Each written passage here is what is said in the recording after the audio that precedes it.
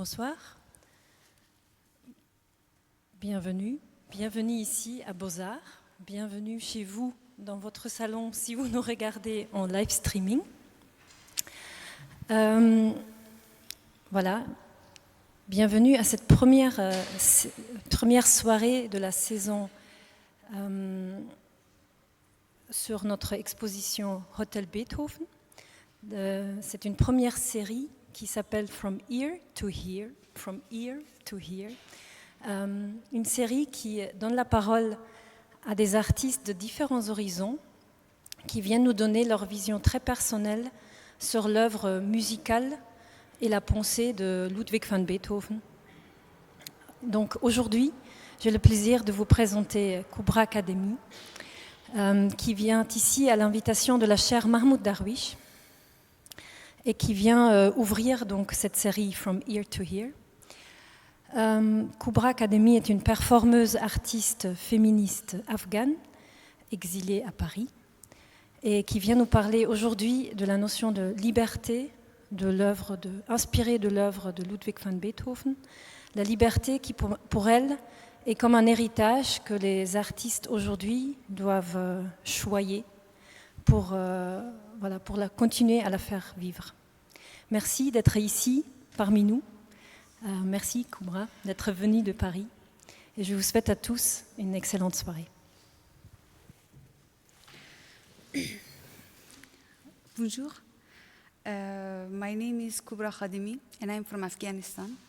I was born in 1989 when there was a war in my country that caused my family to migrate to Iran and then during Taliban regime to Pakistan. My siblings and I were all born and raised in Afghanistan, Iran, and Pakistan. Today, I will talk about my art, which chiefly uses my body, my personal stories, and stories I heard from my mother and my grandmother.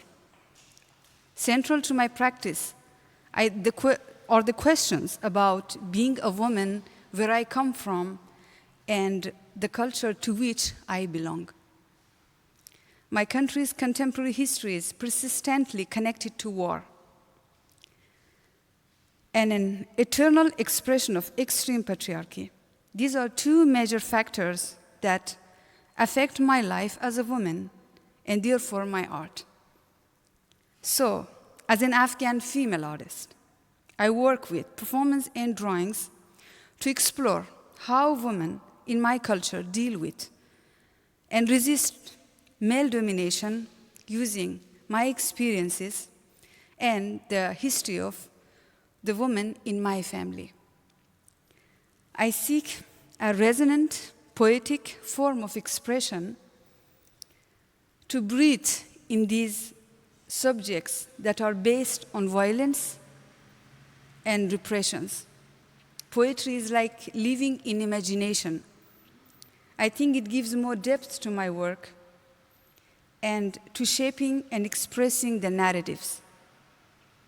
I'm also very invested in emphasizing my female identity and its subjectivity. This is highly problematic from a Muslim cultural point of view, which conceives of the individual as an exclusively male figure, alive or even dead. This is a worldview that aims to eliminate women from every sphere of the society. Art has given to me this freedom to reflect on these historical, personal issues, which are not limited to me as a woman, but correspond to the lives and experiences of hundreds of millions of other women in my country now and in past generations. Reflecting more on my personal life and its challenges, I have come to understand that I am doing exactly what my society did not want me to do because I am a woman.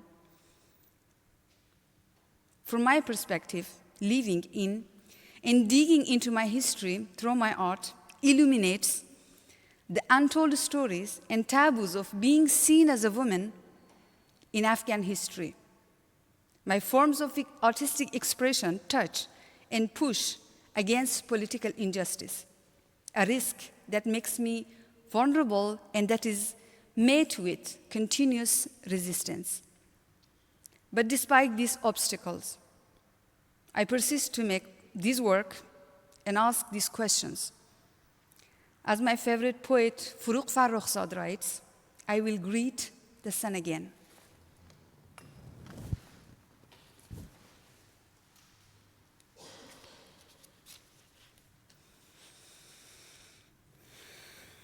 به آفتاب سلامی دوباره خواهم داد، به جویبار که در من جاری بود، به ابرها که فکرهای طویلم بودند، به رشد دردناک سپیدارهای باغ که با من از فصلهای خشک گذر می کردند، به دسته های کلاغان که عطر مزرعه های شبانه را برای من به هدیه می آوردند، به مادرم که در آینه زندگی می کرد و شکل پیری من بود، به زمین که شهوت تکرار من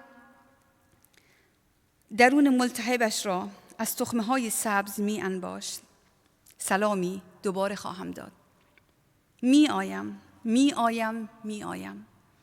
با گیسویم ادامه بوهای زیر خاک، با چشمهایم تجربه های غلیظ تاریکی، با بوته ها که چیدم از بیشه های آن سوی دیوار.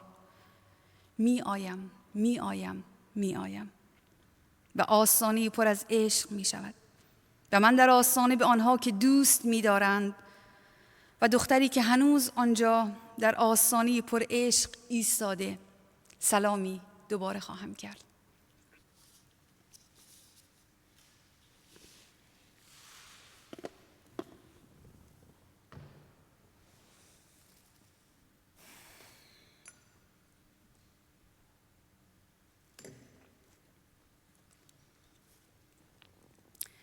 I am great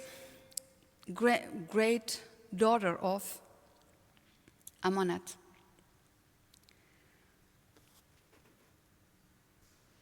Amanat is the mother of my mother. She was born in Ghor, very small central village in Afghanistan. She was almost never called by her name, because woman is better to be called by something else, like daughter of someone, of course, father's name, sister of someone, her brother's name, and mother of someone, of course, son's name. So almost nobody called her name. Her mother died when she was still a child. She had 4 brothers and a father to live with. She was blamed for the rest of her life for the death of her mother, because she just died after her. She remained all alone to leave all form of violence applied from older brothers, her father, in the society, which was just a small village, basically under extreme patriarchal mentality. Soon she got married by someone in her village. In Afghanistan, especially in villages, women are breadwinner too. She used to work with her husband shoulder by shoulder. At night, coming back home, she used to take care of cooking, washing, and cleaning. Soon she got pregnant. In the way this is exactly the posture in this drawing, she used to give birth to her all children, because she was just delivering in the field while she was working in the same day. And then she was coming back home while holding a newborn baby. So basically, when I met her when I was 7 years old, she told me these stories of her life. And she said her first children were, like at the beginning, they were all boys. And they were all dying one after another, like while giving birth or like few days after. And of course, she was young herself, and for the delivery, she was all alone, and there was no medication. So, but she also said that Allah didn't like me to, have these boys. And She lost her, and then after that, she had five girls that they remained, all of them, and then they didn't die. She said, and then after the fifth girls, she got at last one boy. That a few years after, when he was still young, he died under the Russian bomb during the Soviet war. So I hear her also, she said that, God didn't want me to have boys. And then,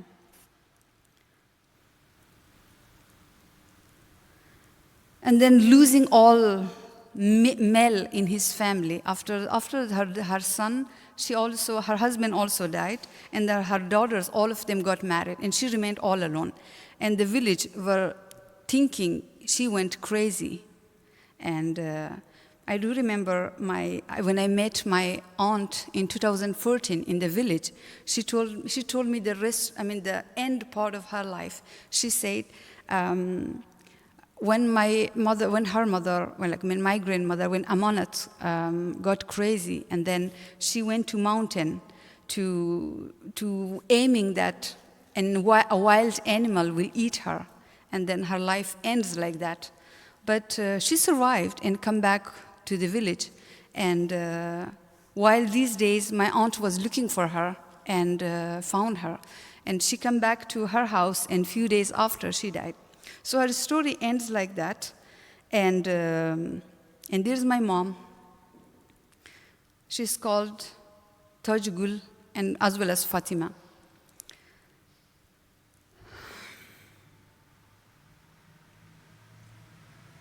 And she was the first survival child of her mom. You are a boy, not a girl. Her father used to recall her time to time. Why? Because she was working in the field more than her father and more than her mother. And she was also the second mom to the rest of her sisters.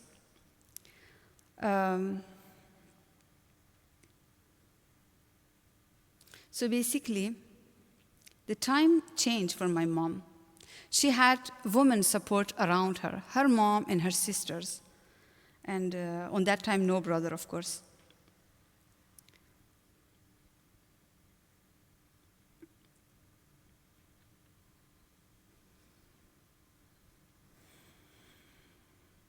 This strong girl was appreciated by everyone in the village.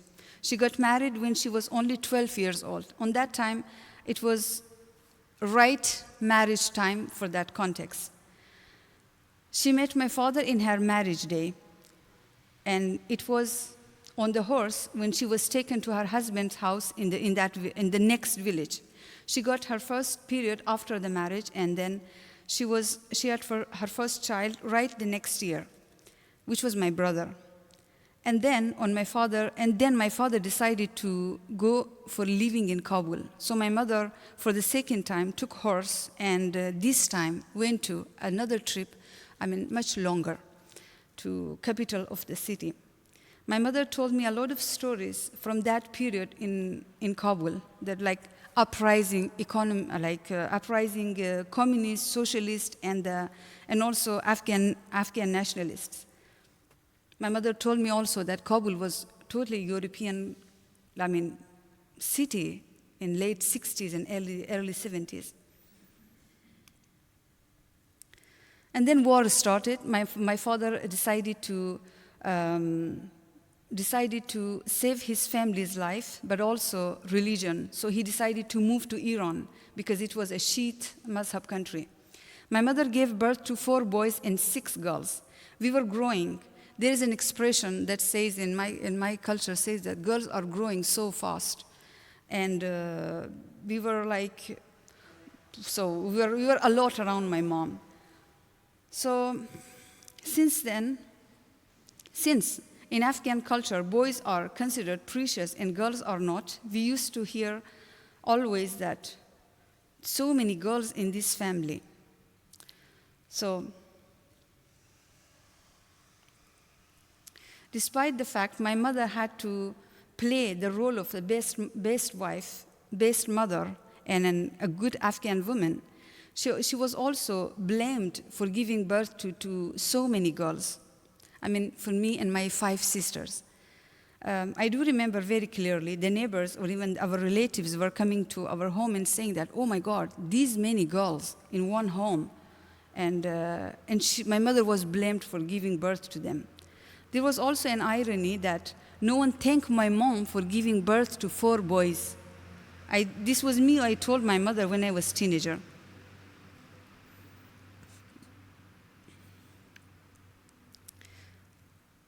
And that's me. I have 4 brothers and 1 sister elder, and 4 sisters younger than me. Compared to my mother, my grandmother, and great-grandmothers, I belong to the first generation who went to school, who started reading and writing. From childhood, I was a bad girl. I was best in drawing, in mimicking, transgressing sometimes the Islamic rules, a cursed child, saying kufr, asking some questions that I shouldn't ask. Basically, anything that makes a child to be a monster according to the culture.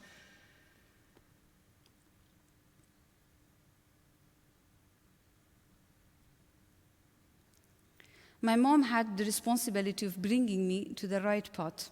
She used to punish me, of course. So I grew up with guilt and repression of religion and its domination on women from very early age. But imagination was a breathing space for me. I used to see myself as an artist from early age, and going that direction was my personal life goal. The more I was growing, the most I was getting conscious about what it is to be a woman in that society. At the teenage age, for the first time, I screamed on my mom and I asked her to give me who gave you the right to give birth to me, basically to bringing me to this world. So in a way, I was blaming my mom too. But it was after seeing my sisters who were supposed to get married in the age of 14, 15, and 16. So the marriage was a big obstacle for me. Like every other girls too in my society, I had to be warned always from very, you start learning to talk, you will hear about the importance of virginity and the value of virginity, and this warning that you have to keep it because you will be getting married, and basically you're responsible until you get married. So my mother and her mother both did not know how to read and write, but I was so privileged to have them because they were the best storyteller for me. They were such good narrators and super honest. So I was surrounded with these stories, and life stories, true life stories. And so they transferred this all to me, and I have them as a heritage in me.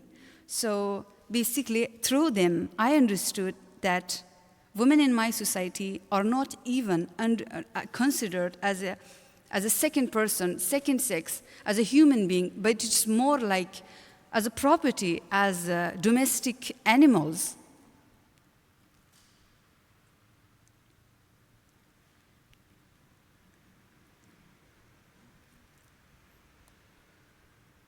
So as a third generation, I could say I have been privileged enough to experience sorority, unity between women from very early childhood with my sister and mother. I was surrounded with great women.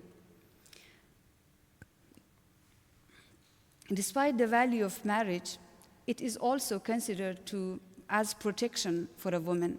Having a man on your head means you're beautiful, healthy, virgin, and accepted by society.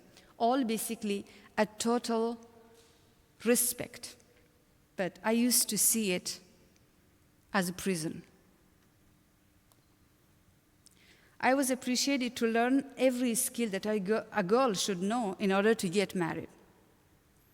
I learned baking bread, sewing clothes, carpet, embroidering. I never learned cooking, by the way, because I used to hate kitchen.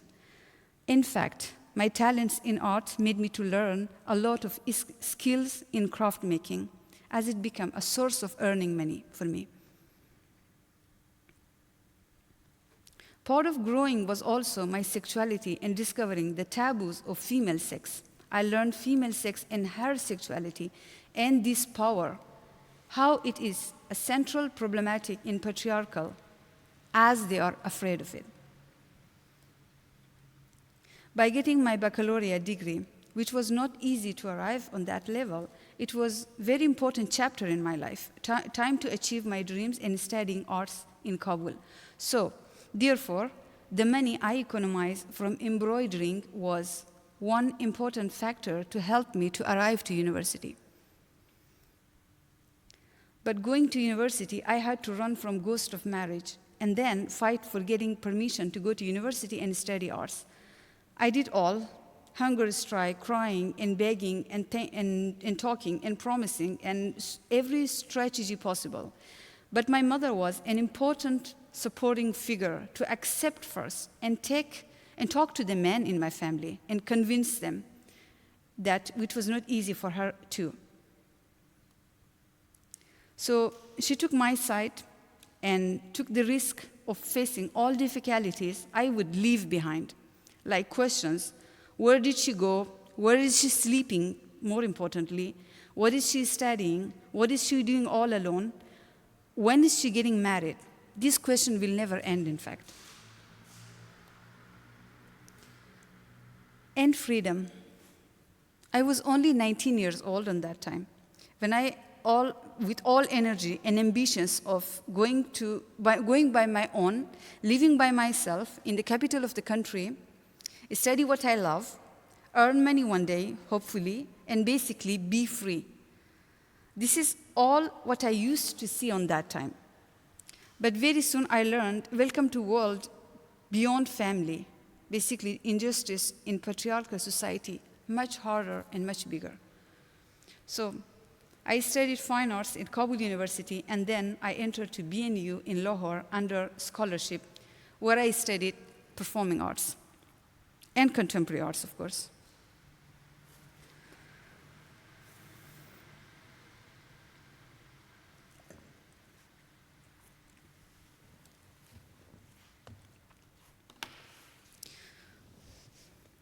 It was around 2013 when I started exploring my body and presence and creating conditions and situations in every space possible. I start from public space, where inspires me the most. And there are a lot of challenges for me. Here, in the middle of a motorway, in Lahore, to be precise about the city, I construct my room in which I am doing some very banal and super slowly the activities. I was reading, I was drinking my tea, I was just watching a photo or something because I had a lot of things. I was lying down, I was doing everything, every banal possible gesture that we do it in quotidian life. But I expose it in a situation extremely opposite. It was in the middle of motorway in which I had the vehicles coming while they were just discovering me, just facing me in front of them, but they were just passing by. And and then it finished. I had in my mind, I will do it. How I went it, I didn't know. I said, okay, at least 1 hour I'm going to perform. And then after 40 or 45 minutes, this performance was end because there was a police coming by motorbike, like in a very hard way. He found me, and then he come to me and said that, stop, because what are you doing? Of course, start with this question. And then he said, what are you doing? And I said that I'm artist, I'm performing, blah, blah. And he said that, no, you just have to just get up because you are making a huge traffic in the city. After this, the entire city is blocked. So he just make a taxi like stopped for me. In 2 seconds, he just put me with my everything in the city, and I was gone. And it was over. And in this piece, this is a suitcase in a gallery space. I placed it in the middle of the gallery, and just to be precise, this suitcase is my own suitcase, and it is the one I took it from my mother's house when I was 19 years old, just going towards my freedom. So I have personal relation to this subject too, but I have also from my family perspective and from immigration perspective too, I have this very complex relation to this object also. So it was emblematic for me to use it in life form in the performance.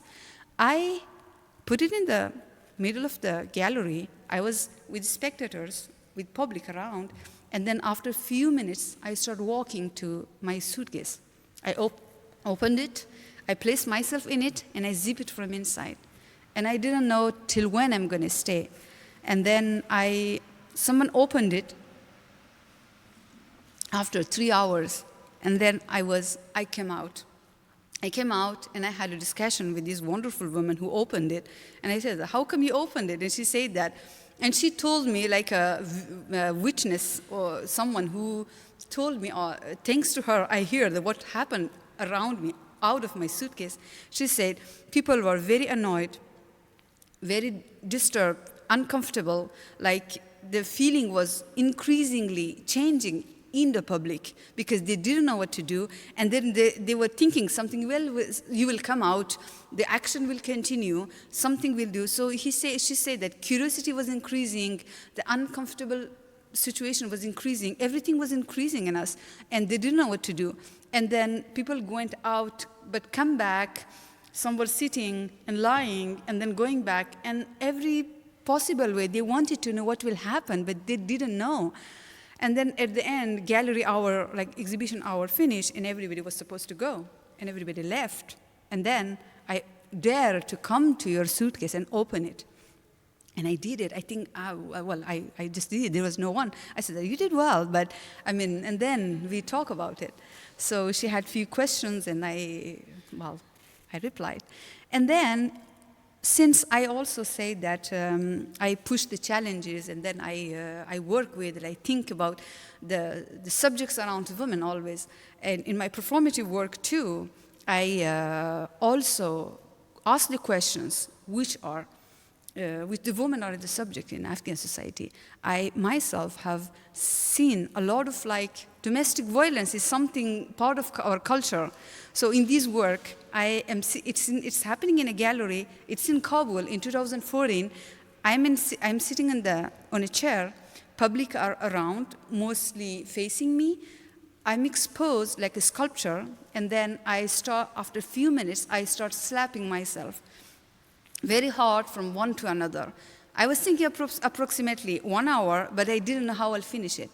But during the performance, the public started reacting very quickly, the way I was thinking. And then for me, it was to create a situation face à face, in front of all of us, between us, here, right, alive, in front of everybody.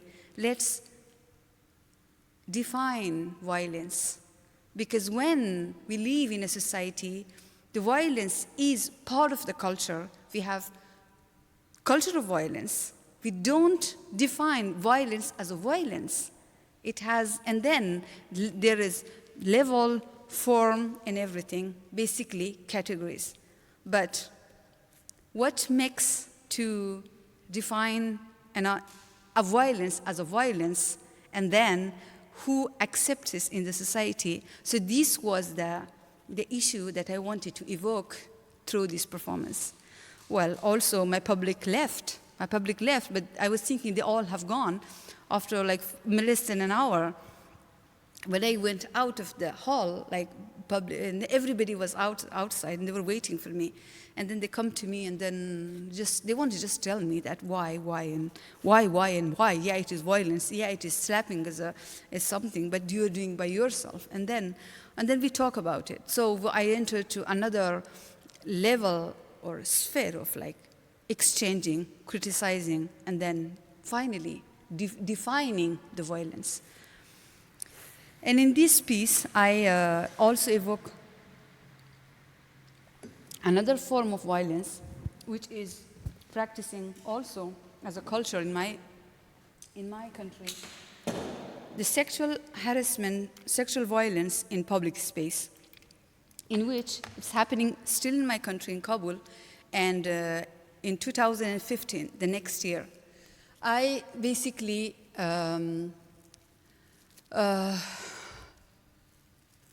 evoke the question of sexual harassment in the public space or private, and the way we live with it. And so, therefore, I made an armor that emphasizes, highlights my sexual form, but at the same time, since it's metal and it's armor, so it's protecting. It was protecting me. And I walked in an important place for me that I would say that I have been harassed many times there. And it's quite a challenging place for the woman in the capital of my country. And it doesn't mean other parts of my country is safe for women. It's everywhere. And, well, I made this walk from where this place starts, and then I end it approximately, it had to end within 10 minutes walk.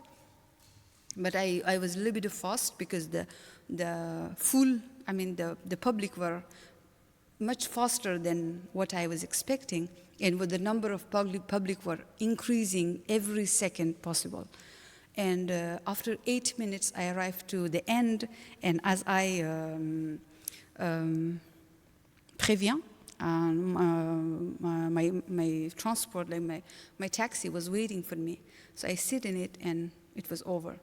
So the performance ends successfully, but also, as I have said, this number of public were getting also little by little violence, because I had something that was throwing at me, and verbally also. But I was quite sure that, this was not usual to see as an image of women in that, especially in public space, especially in that place, which is like, it's a place of men in all ages. And so I know that they will remain in the shock, and they were, but so yeah, that was, I successfully did it and finished. But after that, I would say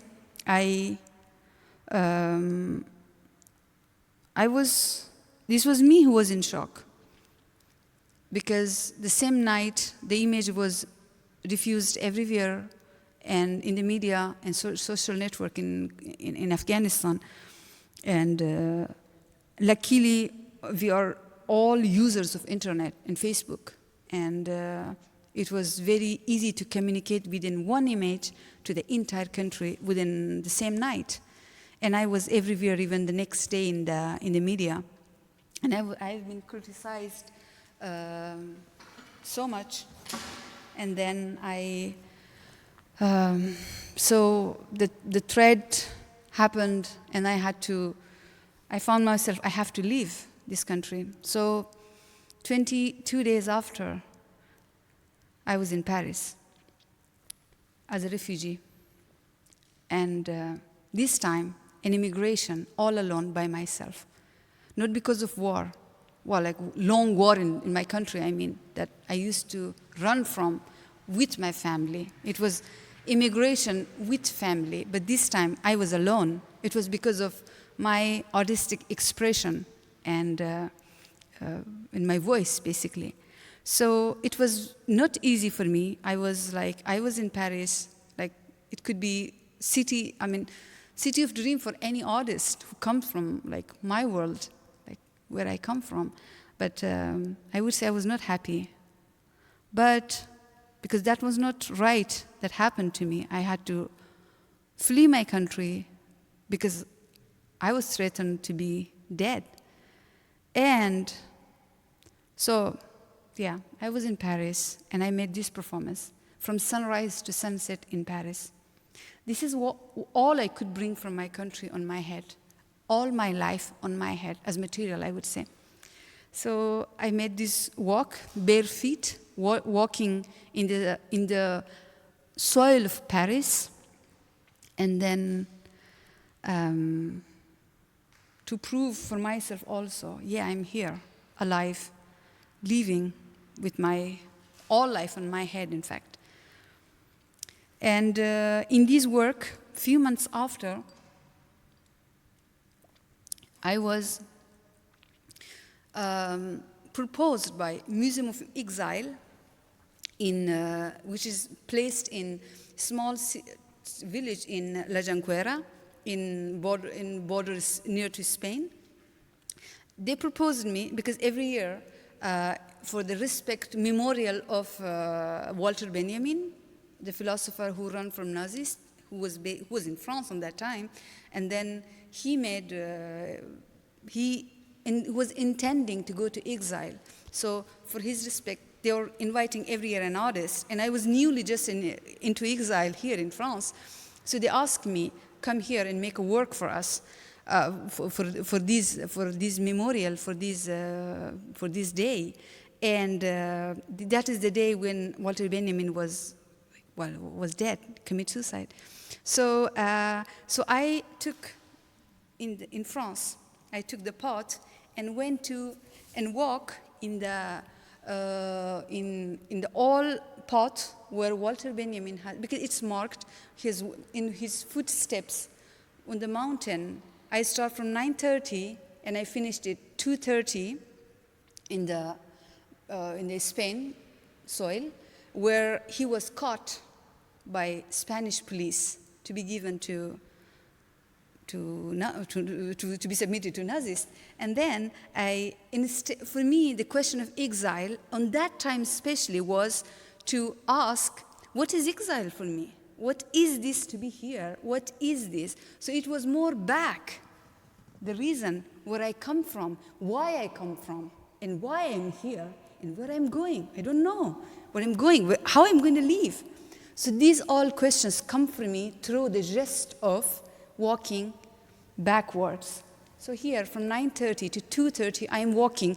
Instead of this, I'm walking backwards on the mountain. The old path was not like this. The path was like quite very narrow also, because it was up and down, and I had public also, of course, because they come to walk with me, and we end up in exactly the path. It's also marked that where Walter Benjamin was finished. So the question of exile is quite a huge topic too. It is for sure dolorous. It's hard. It's painful, but also it is also about to seek life, and so for me on that time, that was looking like this, that I made this work. Also, being exiled, being a refugee, and living in Europe in France, but I'm also traveling because of performing here and there, and visiting new places, new cities. I could say,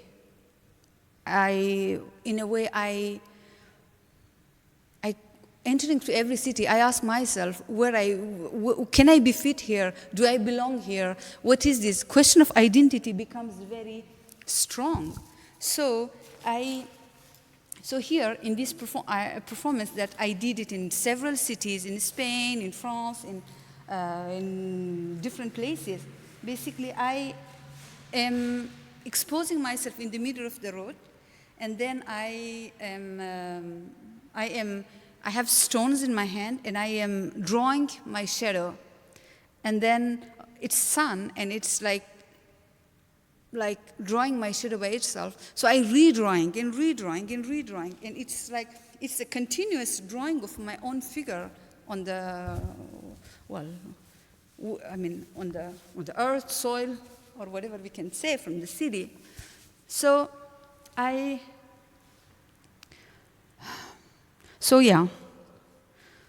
searching identity, drawing identity, making question around it is also part of my work, my performative work in living after in exile. In my performative work, I also look for, as I say, where I come from, the most important, part of my identity, which I belong to my mom and to my mother, also being a woman, maternity. I don't want to be mother, but I would say that, this statue, being fertile or something like that, having this myth in my mind or this education in my mind forever and forever. These are all reflecting in my work too. So in this work that I did it several times, I am like a immobile statue. I am sitting on a chair, and my costume is black. I have my breast, my stomach, and my buttock in exaggerated form, and they are so big. And I filled them, in fact, this form with salt. And where I expose myself, the water is running on my head. So the shape is disappearing by the time. And when the shape disappears, around 1 hour, always depends on the temperature of water and also the weather. So then I walk away while I don't have any. And, as I say also, I'm still walking in European cities, from Paris to a lot of other cities in Europe. I did this performance in many cities, but I started in 2016 in Paris. I made a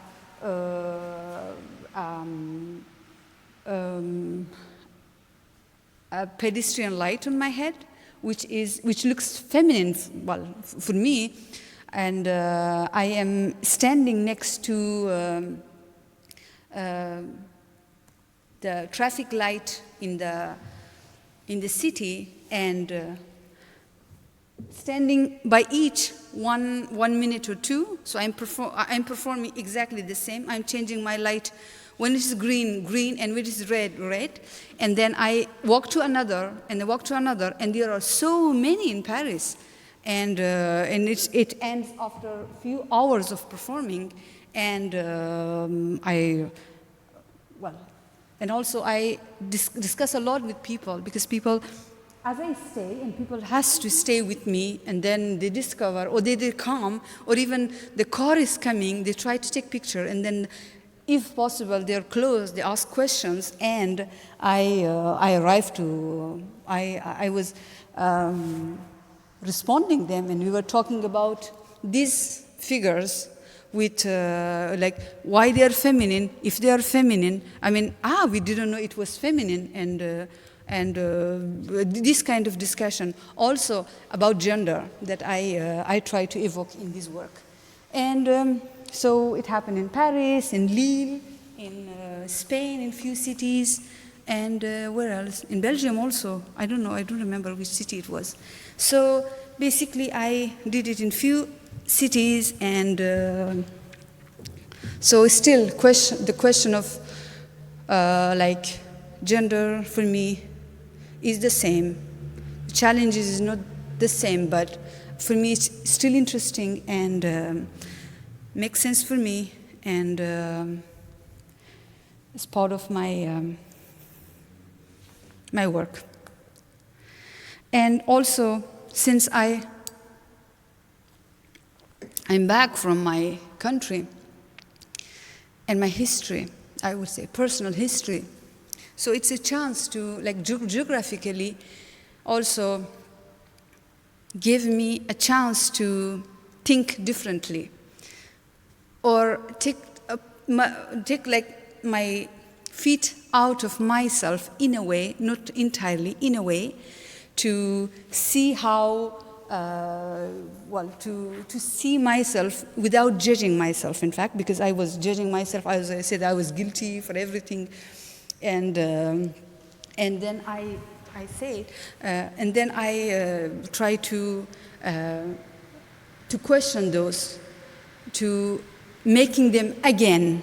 So I made a performance in which it's like theater, still it is like mimicking of making those works or performances, or living again the works I used to do when I was a child. So I was, in a way, I went back to my childhood in a performing way, not only drawing. So, and this is called Re-Performance, the title. And in this work, I am basically, again, question of myth is very important. My mother is a myth. I mean, good mother, the woman has to give birth to as many as children possible in her life. The earth is under mother's feet. This is said in my culture. The heaven is under the mother's feet because her job is giving birth, life, etc., etc. But also at the same time, woman body is the cause of, or basically her sexuality is the cause of all her guilt and sins. So living in these two extreme poles of myth for women, creating by male patriarchy of my country. So I am also revisiting, trying to show them, put light on the Afghan mythology also. It's not like a Greek, but it is, as I said, my mother and my grandmother, they didn't write it. They didn't write the myth, but they told me. So it's, I made this piece recently that it is about, so basically this is a female myth in central Afghanistan. It's also in the village. She doesn't go to the big cities. She's in the village in the mountain, and she is very dangerous. She has big breasts, and then that when she walks to the houses to visit the houses, she put one breast here, and then she walks, and she has long hair. And if we think, if you are lucky enough, when she make her passage to your house one night, so if her hair like falls, so when next day you find it, it will be this much, this big, and it will give you luck. So there are a lot. There are male myths also, but this one is the most dangerous, and she's called Al-Khatun. It means woman, like big woman, or something like that. So it just makes that sense, in fact, but it means woman.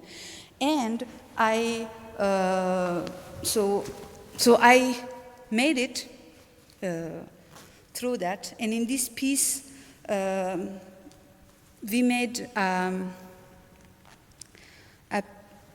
we work on this person, this myth, Al-Khatun, her relation with other bodies or other people on the nourriture, food, and hunger, and so the issues around it. Because when she comes, her hair falls, you will be lucky, you will have a lot of money, you will have food, it brings luck, etc., etc. And then here, so we made it, so it's about how her divinity takes the power on people, or like these other bodies around, and then how she decides to be good God, or then give and take. So it's, yeah, you work around that. And then there is this work that made me, this also very recent work, still it's not finished because it's not finished because I'm making this work. This body of work is made since basically, it's very recent. I'm getting my French nationality soon. And since I'm promised, like soon I will get my French nationality, it made me think and reflect a lot about my identity. Well, exile too, bien sûr, but identity also, where I come from, who I am, what I'm doing here, what is it to be French? Something will change in me or no?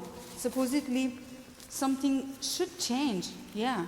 But what will change? I have no idea. And so I will feel it like when I get it, and I will see it, well, if something changed or no. But also at the same time, recently, like in last few months, there is also like an issue that which is very important for the destiny or even today's Afghanistan political situation.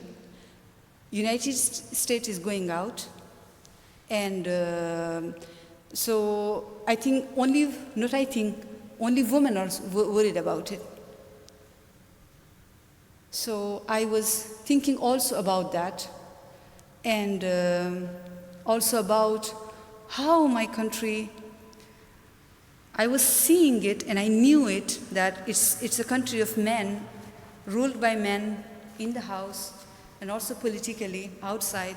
So I was thinking, I have a very complex relation with my country now. Always had empathy because I've been always feeling that we are forced to immigrate. We have to go, and it is in war.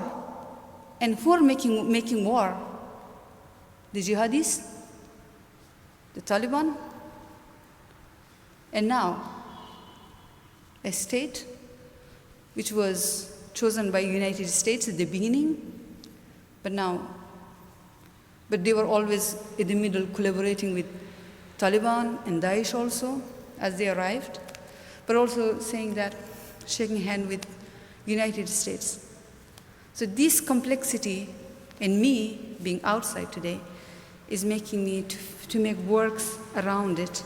Me as a woman, man, my country, who I am, where I come from, where I'm going. So this series of work is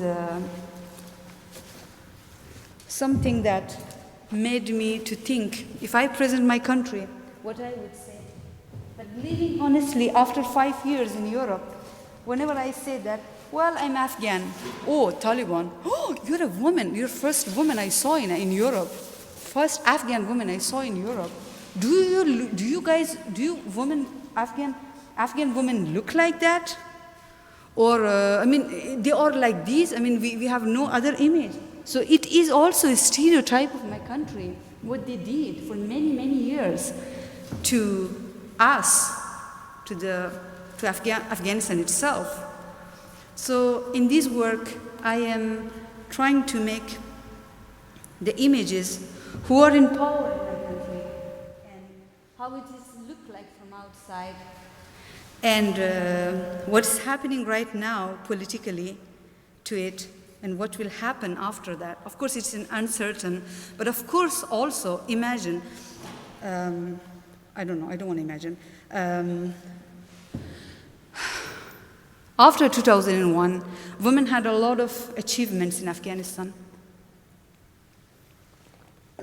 We went back to school, we are working, we are in the parliament. We did a lot of work.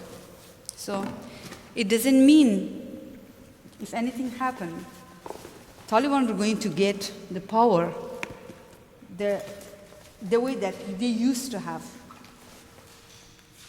So these issues are making me think work these days.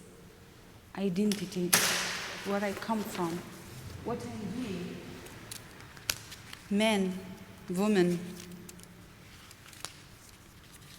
a country which was ruled only by men, country of men. And basically, so